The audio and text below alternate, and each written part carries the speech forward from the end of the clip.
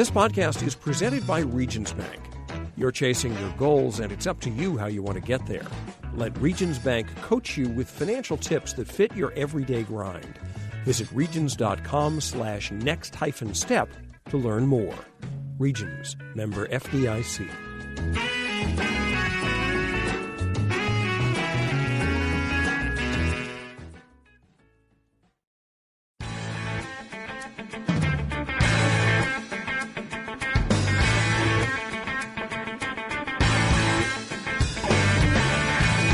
Hello and welcome to the AP Top 25 College Football Podcast. I'm Ralph Russo, the college football writer with the Associated Press. This week, my guest is Ross Dellenger from Sports Illustrated.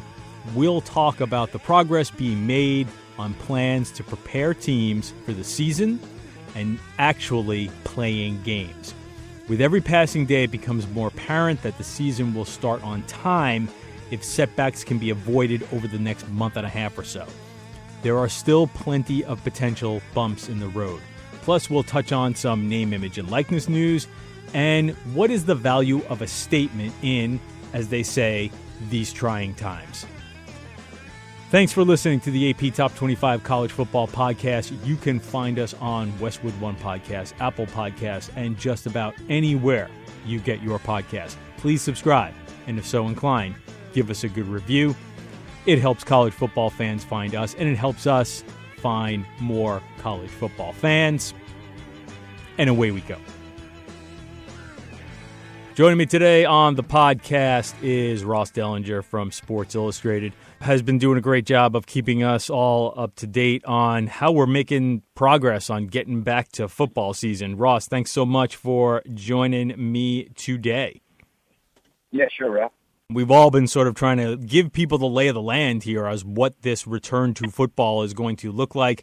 We're pretty close to the next step of this, which is now we got players on campus, and they're going to be tested and all those things, and they're going to start working out voluntarily. The next step of this is what sort of preseason might look like. And I think the NCAA football oversight seems to have a pretty good idea of what it wants.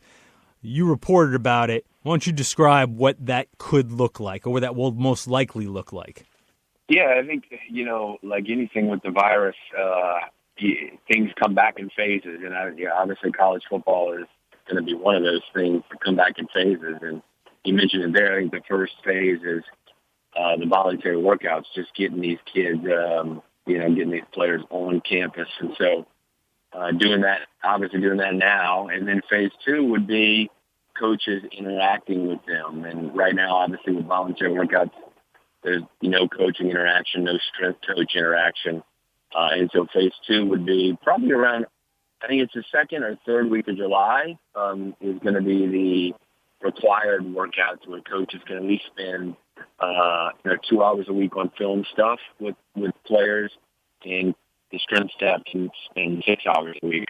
And then you progress on to phase three, which is this new enhanced training, just kind of like people had compared to NFL OTAs, where you have walkthroughs and you have film study, things like that. You can use a football, can't be in pads or anything, but can use a football, and you get 20 hours in that enhanced time period. And that would take place between around mid to late July, and would run into the phase, what would be the phase four, I guess, kind of the last phase of the preseason plan, which would be starting in early August, and that would be a regular camp. Basically, nothing would really be different than a normal camp, except obviously you'll have it will look different from a perspective of the PPEs and the testing and all that, but it'll be 4 weeks. It'll be kind of pretty much a normal camp. I think one of the big changes in August that we'll see is a lot of these universities are starting classes earlier. So players might only get a week of actual real camp where they're just focused on football. They might get just 3 days of it. Some programs will start camp on August 7th, or at least most programs, I think, will start camp on August 7th. The ones that start, obviously, on Labor Day. And that would mean that, there's some schools that have announced starting classes August 10th, so they'll just get 3 days. So that'll be kind of the big difference there, I think. But those are kind of the 4 phases as we lead up to an on-time kickoff. You said it's kind of a normal practice, and you're right. Ultimately, that last bit will be somewhat normal and typical, but you also made reference, maybe not totally normal, because I've talked to some folks too, in this idea of social distancing a football practice might seem ridiculous, but there are some concepts out there about that really aren't that unique. They might be applied to coronavirus, but they're not completely unique to football. This idea of maybe segmenting teams and working out and practicing in smaller groups. I know you referenced that in some of your reporting, and I've certainly heard the same thing on those lines. Could you elaborate on what that might look like? Yeah, I know you've written a little bit about like the bubble groupings or whatnot, and whether that be during a practice or on the sideline of a game. Certainly I've heard those things come up where you have, maybe the receivers all stick together, or maybe the linemen all stick together, and they're, 6 to 8 to 10 feet apart. You could see the sideline area expanded, to go beyond the 30-yard line like normally. You could see coaches in masks on the sidelines in that practice. In practice you could have 2 days, 3 days, even 4 day practices, and they would be small groups of different players. That way you minimize the risk. So certainly, it won't look like it normally would in practice and during the games. You're going to have a lot of differences in PPE on the sidelines, PPE at practice, and the same for social distancing and the groupings of guys. And I think the kind of theory behind that, and it's a good one when you talk to doctors, it makes sense, is you keep players in small groups, and you have, player A test positive. Well, you can maybe just test that small group and not have to test everybody. You can focus on that small group as far as, the contact tracing and things like that. And, we talk about position groups and position bubbles and things like that. But also there's, this was brought up to me by Todd Berry, the AFCA executive director. It's your first string, your second string, and your third string, keeping them together on the field. So instead of having your first string go against your second string, you would just do the first string, and second string, second string. That way, if a defensive lineman in the second string get test positive, you just test all the second string, and your first string and third string are kind of in the clear when it comes to contact tracing. Of course, the problem with all this is what the players do outside of the building and off campus together. Yeah, that is the part that can't be controlled as well. But what coaches and administrators are trying to sort of get across to their players, it's very much a message that coaches will similarly provide to their players in other years, which is, listen, you have a responsibility to this team, you have a responsibility to others. If you want to make this a great season, here are the things you need to do to make this a great season. That gets laid out every year.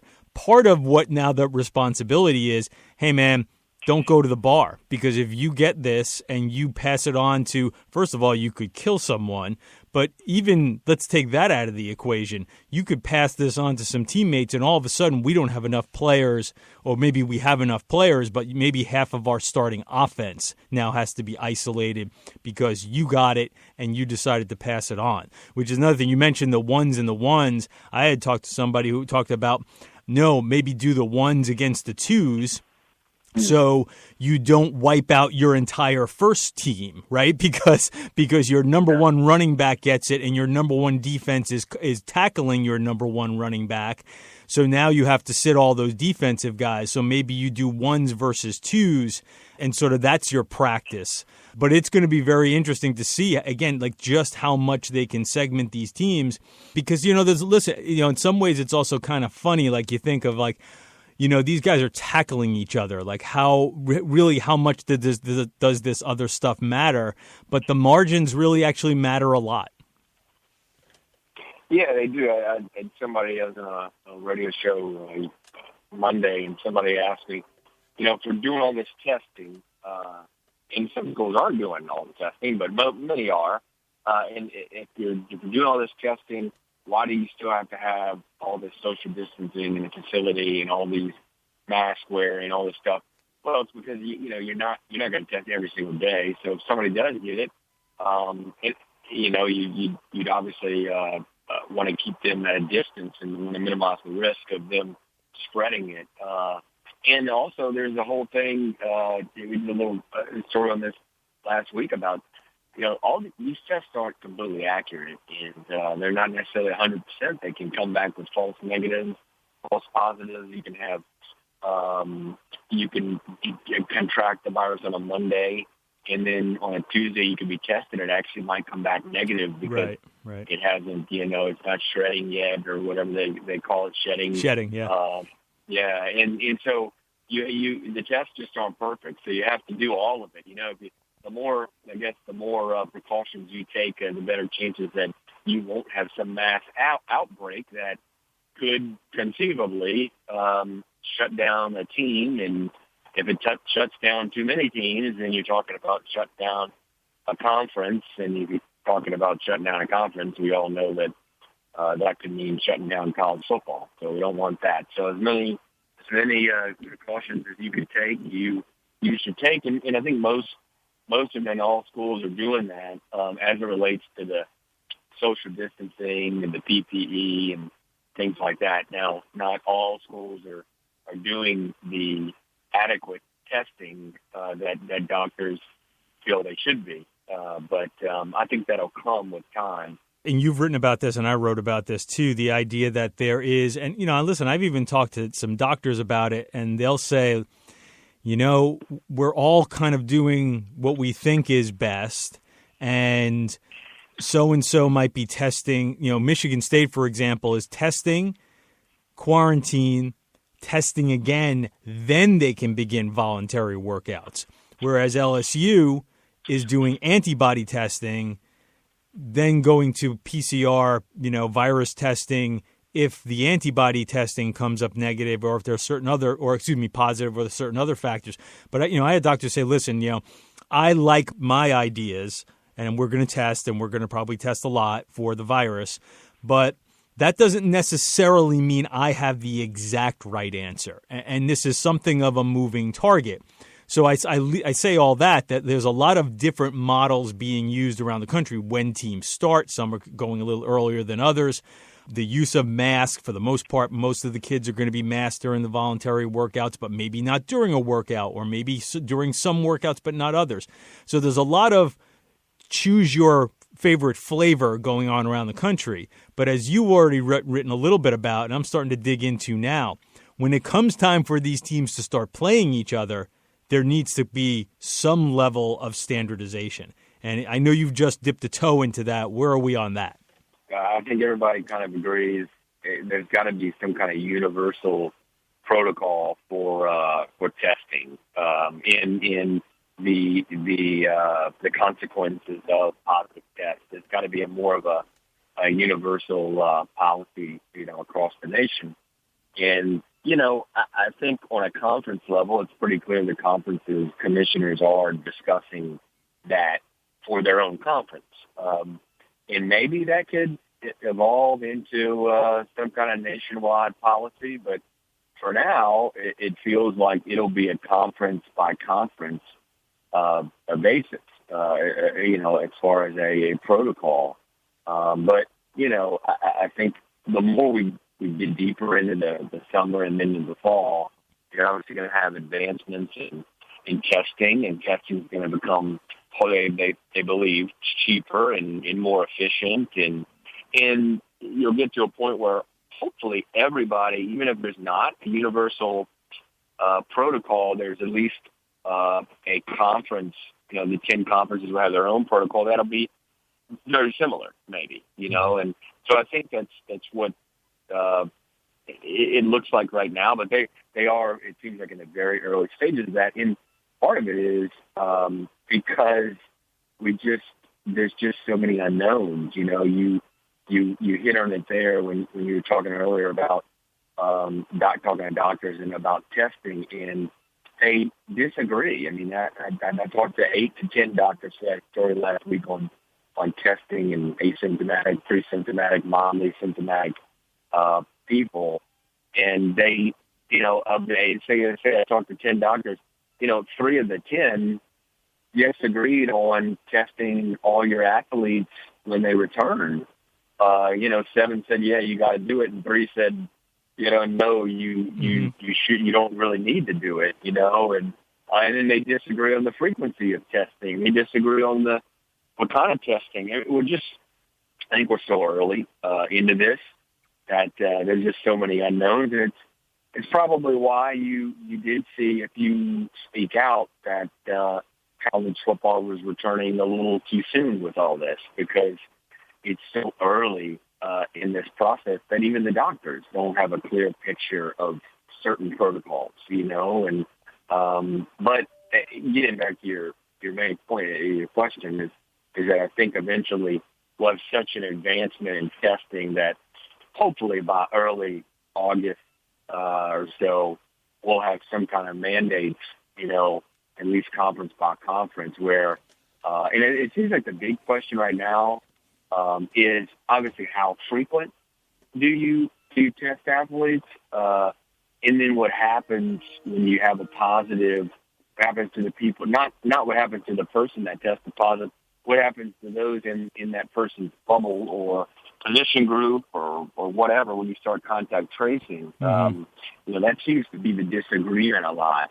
Is everybody's going to test once or twice a week, I think, and it sounds like the road team would test probably on a Friday before they leave, and then both teams would test on Saturday morning before they play. A lot of people seem to be on that same page, and seem to be on the same page of, hey, if you test positive, you're ineligible for X amount of days, got to go into quarantine, got to pass probably 2, and you got to turn two negative tests. But what happens to those other people? Immediately what happens to those other players who are in your bubble or in your grouping? Are they ineligible? Can they play? That seems to be the kind of the big sticking point. Right, because people on that committee. Yeah, I was going to say because I think even the science is a little unclear on who is considered a close contact, right? Because when you come to talk about contact tracing, who qualifies as a close contact? Is it somebody who you eat lunch with? Is it somebody who you room with? Is it it's probably somebody you tackled, but is it somebody who maybe was in a meeting, but the meeting was 15 people and you were in the back of the room? So there's a little bit of ambiguity when it comes to what is a close contact. My wife's I've mentioned this a couple of times on the show and probably tweeted out, so people have followed along me, they probably know. My wife's an epidemiologist, and she works for the New York City Department of Health. And when I was talking to her about this story, and I even had a doctor tell me this too, she was like, you can do all these things, but if somebody goes out and hooks up with somebody who has this, it blows up all your plans, right? Like, it's as simple as that. Like, there's so much of this that is just luck to a certain degree, or well, maybe not luck, maybe it's discipline. I guess it's luck into the idea of like how many of your kids are going to sort of be disciplined in the protocols that you give them. And this goes for college students to look around the world right now. Just look around our country. Some people wear masks, some people don't. So you can make these recommendations and guidances to people, but how much are they going to adhere to them? And will the people who don't adhere just get, fortunate to not get the virus, or will there be someone unfortunate who strays a little bit from the guidance, even maybe just for a moment, but unfortunately gets the virus, spreads it to a bunch of your team? Then you will look like the school that failed, right? No matter what your protocols are. So I mean that's sort of the catch. One of the problems here, I think, is that unfortunately there's going to be a school that has to deal with some type of outbreak, and it doesn't necessarily mean their protocols were bad. It just means that this is a really difficult thing. Yeah, I mean we've all been experienced college and what that's like, and it's been pretty clear that young people are not as affected, certainly when it comes to death rates and such. So, I mean, this we've all seen the videos of Lake Ozarks and what happened there. I mean, people are going to go out and have house parties and party and go to the bar and whatnot, and that's the real concern. And I think coaches or the college coaches normally, warn their kids just about going out, and when it comes to like the potential to get into trouble, get arrested, or whatever, and they warn them normally out in past years. And we see kids all the time get arrested, and right. Go out and get in trouble. So, the virus is going to be something that scares them enough to stay inside, again, because of how it doesn't affect young people, especially healthy people. I would say probably not. You're going to have some outbreaks because kids are going to go have some fun. That's just and it's just, can you keep it to a minimum? Can you keep the outbreaks to 3 to 5 instead of 20 to 25? Mm-hmm. I want to take a quick break with you there, Ross. We're going to come back for more on the AP Top 25 College Football Podcast. We'll talk a little bit more about getting football back. We're going to also delve into, there's another big topic around, and that is a lot of coaches are being forced to sort of speak up in ways that maybe they weren't necessarily comfortable with, but because of civil unrest and social issues and racial injustice and what is going on in the other big story in this country. Again, a lot of coaches have been forced out of their comfort zone. I want to talk to Ross a little bit about that and more on the AP Top 25 College Football Podcast right after this.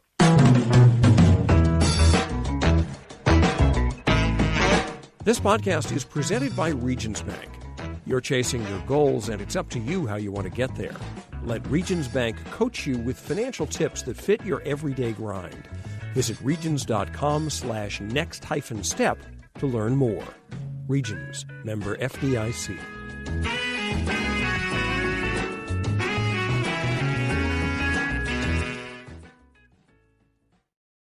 And we're back on the AP Top 25 College Football Podcast. Ross Dellenger from Sports Illustrated joining me. So, the other big story, Ross. Well, before I finish up on getting back to football, let me ask you one more question on that. Then we'll move subjects here.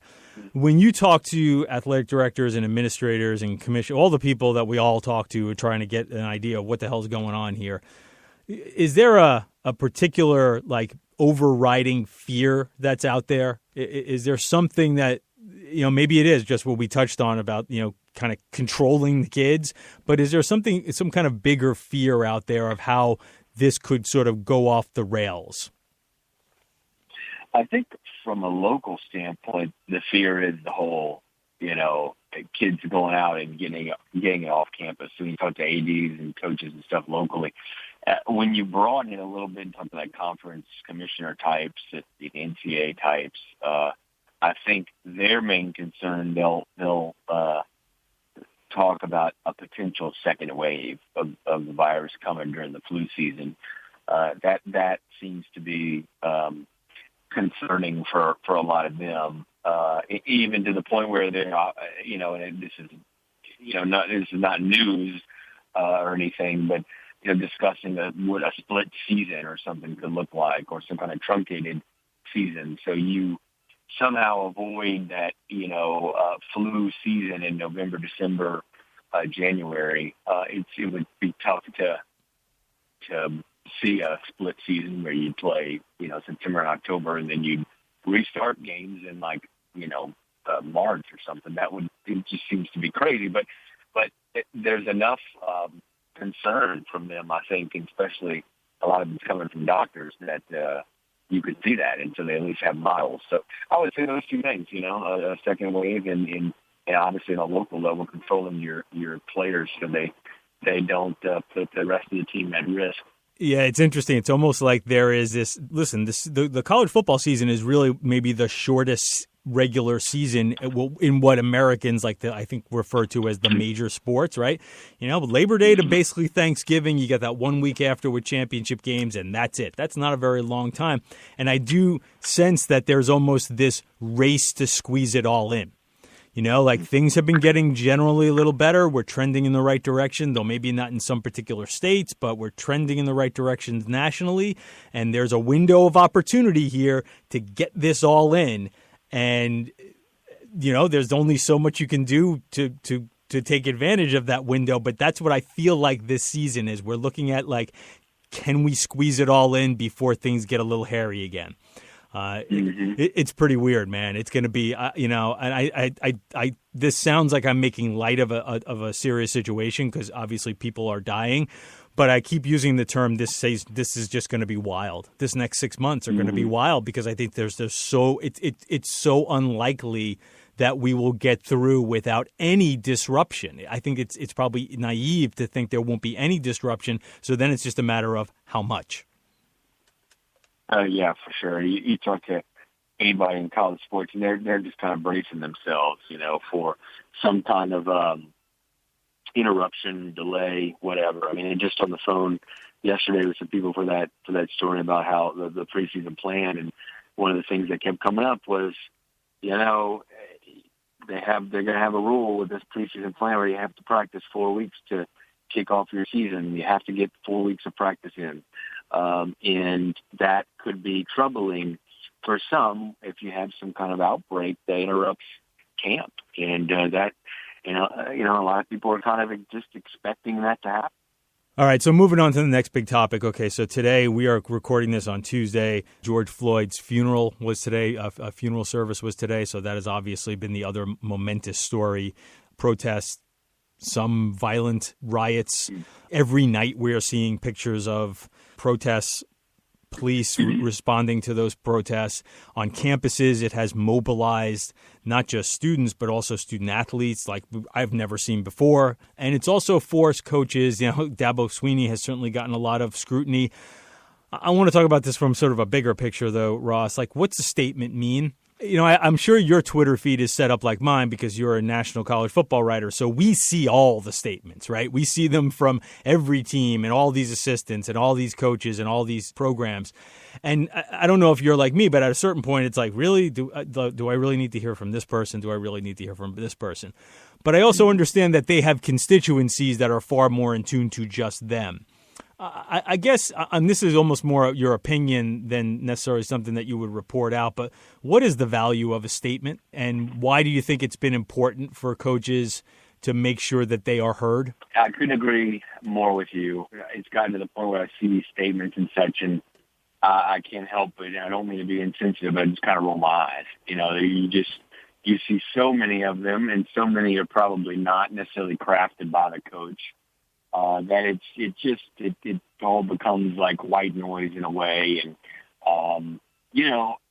I don't know if it's coaches believe that they should put out these statements. I think it's probably more of people around them and just the expectation, I guess, since obviously on the major college level, the FBS level, that what is it like? It's around, I believe, like 60% of FBS players are black, and so I think that that is probably a big reason for it. But do we care what a college football coach thinks about this? I mean, I guess in a way, sure. I just I care more about maybe what a black athlete thinks more than I would a white college coach say, and so it's become, you've seen so many of them, and I was kind of right in the middle of it last week. I mean,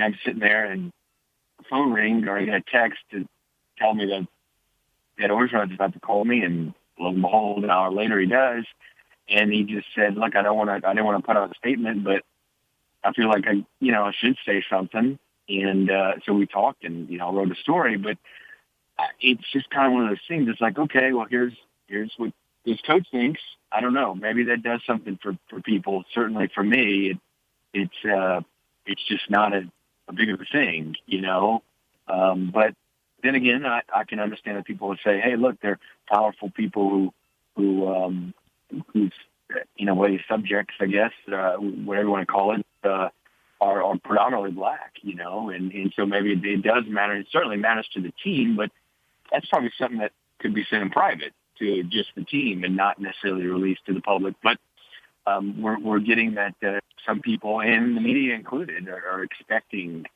coaches to say something publicly, and whether it's the public pressure or whatnot, but they all are, and it's all coming in very quickly over the last couple of weeks. Yeah, I do wonder, I think part of it is you are speaking to your constituency to a certain degree, right? You're speaking to your fans to a degree, but you're also speaking to the players on your team, black and white, but especially the black players. You're also speaking to all the African-American recruits that you will eventually sit in their living rooms and their families to a degree. So, yeah, it is a weird perspective for us because and white noise, by the way, that was actually a pretty good term. I know that wasn't intended, but it does. It definitely can seem like white noise. So, right, there's a responsibility to a certain degree to speak to your constituency and be public about it. I wonder. And we've seen, obviously, players now emboldened. To a certain degree, I think this relates to another story we have both covered. Let's bring it to name, image, and likeness. And this idea of empowering players and players sort of realizing, and we saw it last week with Florida State, we're certainly seeing it play out with Iowa, right? That, hey, we have a voice here. And if things aren't run the way we think is acceptable, we are not just going to sit back and let it happen. And again, I feel like there's an intersection there between the name, image, and likeness and this story in just where it comes to just simply empowering athletes. And I'm wondering if I don't know if you're working on anything that along those lines, because, again, these are two stories that you've been working on. But I'm wondering if you're noticing that these two stories intersect in some way. Yeah, I have noticed that. It is incredible, the timing of all this. With the pandemic, but also the George Floyd stuff, and then the protest that followed, and then this kind of the movement nationally that is now kind of trickled down to players and athletes in college football. And then of course the name, image, and likeness, like you mentioned, it's all coming together. It's like this storm, in a lot of ways, good storm. But it's crazy how this is all like intersected and come together. It's really quite incredible. It is the era. I guess I don't know. 50 years from now, 25 years from now, they look back at the year 2020, or the year 2019 to 2021, and how it's like the athlete empowerment era, of college football when it comes to what things schools had to do because of the virus, kind of, when it comes to athletes. That's number one. Number two, what things that NIL will bring about. And then, of course, the George Floyd stuff and racial tensions and all this. It is wild, all of this coming together like it has. And I think it's only, in a lot of ways, I think it's only good for college sports, and the diversity and the change, because certainly some things did probably need to change. Last one I want to get to you is on the name, image, and likeness. And since you've moved to D.C., you've become plugged in the halls of Congress. And all of a sudden, Ross has become drinking buddies with a bunch of senators, I think, and hanging out on K Street. I kid, but you've done a really good job of covering this story from that angle, because eventually there's going to be some major say from Washington as far as what name, image, and likeness legislation looks like in the NCAA. Today, a little before we started recording, Kevin White, the AD of Duke, sort of came out with a statement supportive of the North Carolina AD, Bubba Cunningham. Bubba's stance has been really, it's kind of he's had this stance for a while. It's just kind of odd at this point to hear it, which is like, hey, man, what the NCAA is doing right now with the name, image, and likeness and the movement and the recommendations that were approved, I guess, a month and a half ago now, like that, it's bad. We need to pull back a little bit. Where we're heading is the wrong direction. Now, part of me says, too late, guys. Like I don't know where you're coming at with this or what you're trying to accomplish. So I'll ask you, Ross. as someone who sort of has been really looking at the political ramifications of this and those machinations, is there a political strategy? Is there some kind of strategy behind where Bubba and Kevin White are landing here? Are they trying to influence lawmakers? Like, what exactly is going on here? Or are they just simply like waving their fists at clouds? I wish I knew if there was some political motivation to this. I talked to at least enough lawmakers in their offices to know, just over the last 5 or 6 months, kind of polling them and getting their sense that they believe that athletes should be compensated, and I don't think many of them are going to be talked out of that. And I don't know how, a statement or two from some ADs are going to influence them. And I will say, it's a lot of ADs. I know there's only a few that have actually come out maybe publicly or released statements or whatever, like Kevin did and like Bubba. But man, you talk to some off the record, and their big concern right now isn't players tweeting about racial stuff or the pandemic and getting in a football season even. Their biggest concern is name, image, and likeness and how it's going to impact their athletic department, how it's going to impact their recruiting, how it's going to impact their Olympic sports. There is serious concern among ADs, and some of them have gotten to their state, local lawmakers. They have, and they've expressed this. However, as you mentioned, this train has left the station, and it's not coming back. And you can get on, or you're going to get like run over by the train because it's gone, and we're going to see NIL coming. And here's the thing: I understand where some of these ADs are coming from. I know the easy, quick thing in the media lately and among our colleagues and such is to just jump completely on board. And if you're even slightly against some kind of NIL or athlete compensation, then you're an awful person and whatever. But I do understand part of this. It is ridiculous that we have the coaching salaries that we do in these big budgets, in that these athletes aren't making something on their name, image, and likeness. They obviously should, but there does have to be guardrails. Like I just think there should, and I think even lawmakers believe that. And I think we're going to see it happen. I don't know if there's any political motivation behind these statements, but to bring up the same kind of words I used earlier, but it's white noise too. It's just like, you don't have control over this anymore, ADs. It's done. You kind of lost control when you didn't act on it, 3 years ago or 5 years ago. Yeah, I'll give the Kevin Whites and Bubba Cunninghams this, because you're right. I think there are others who have these similar concerns. At least they're willing to voice it, because I think a lot of ADs are at this point sort of saying the right things, sort of playing it halfway, right? Sort of going halfway on that fly ball. It's like, sure, I want to support the athletes. I want really the athletes should have as many rights as we can, and we need to modernize the rules. But if you dig in a little deep, they really don't want these drastic changes. So I give Bubba Cunningham and Kevin White at least credit for expressing it, as opposed to, again, trying to go halfway on that fly ball. Ross Dellenger is from Sports Illustrated. He has done a great job over the last couple of months of reporting about return to play and reporting about name, image, and likeness. And hopefully at some point we can actually start writing about football players and games and things along those lines. I can see that coming in the future, but again, it's going to be a wild ride this season, Ross. Yeah, it sure is. It was a pleasure to join you, Ralph, and appreciate the time and all the things you do. So you guys kick butt there in the AP, and I always appreciate everything you guys do. Ross, a former APer, by the way, so that's right. so we always have that little bit of kinship, and started literally in the same bureau in Jackson. Well, did you start in Jackson, Mississippi with the AP? I did. Yeah, that literally was my started first job out of college. That was basically an intern. Yep. There you go. Well, Ross, again, thanks so much for joining me. Enjoy your little I guess it's a mini vacation, though I know you'll probably be working on it anyway. But enjoy whatever time you get to take off, and stay safe, stay healthy, and hopefully we'll run into each other in person real soon. All right, man? All right, Ralph. Sounds good, man. And now 3 and out.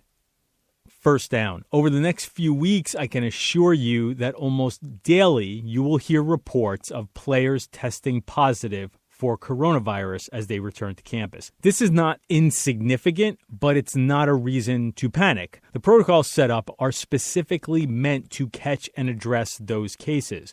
The more challenging and important part of the next few weeks, as Ross and I alluded to earlier, and really the next 3 months, will be keeping the athletes from becoming infected when they are under the supervision of the schools.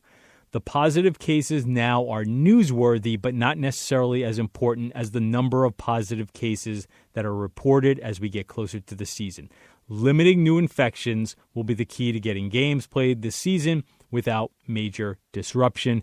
And as Ross and I talked about, that is just fraught with uncertainty. Second down.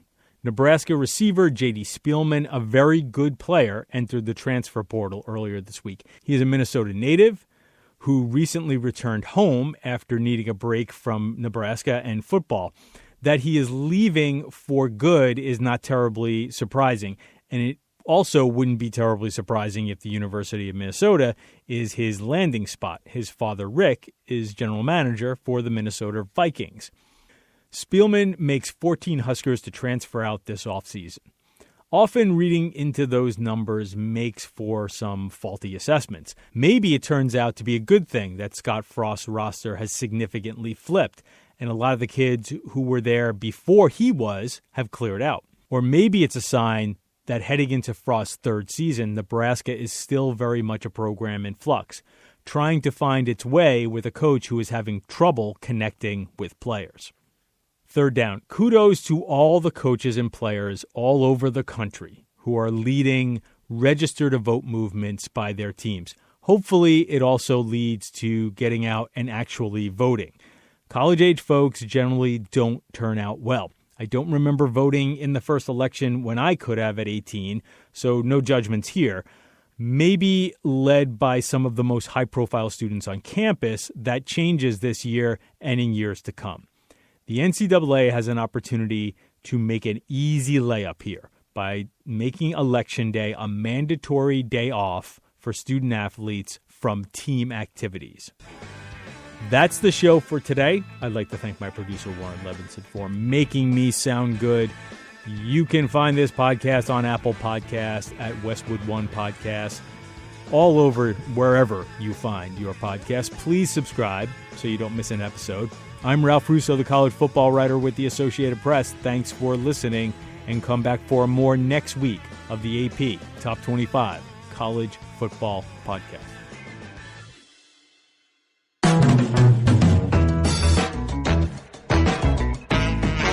This podcast is presented by Regions Bank. You're chasing your goals, and it's up to you how you want to get there. Let Regions Bank coach you with financial tips that fit your everyday grind. Visit regions.com/next-step to learn more. Regions, member FDIC.